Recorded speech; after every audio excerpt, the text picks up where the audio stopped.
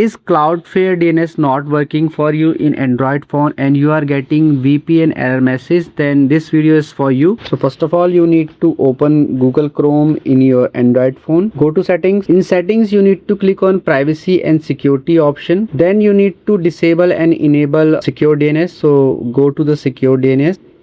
Just use Secure DNS. You need to enable and disable it once. Just try to do it, and then you need to go to choose another provider, and in customize you need to click on Cloudflare 1.1.1.1, and then you need to restart your Android phone, and before that you need to go back and again delete browsing data and delete everything.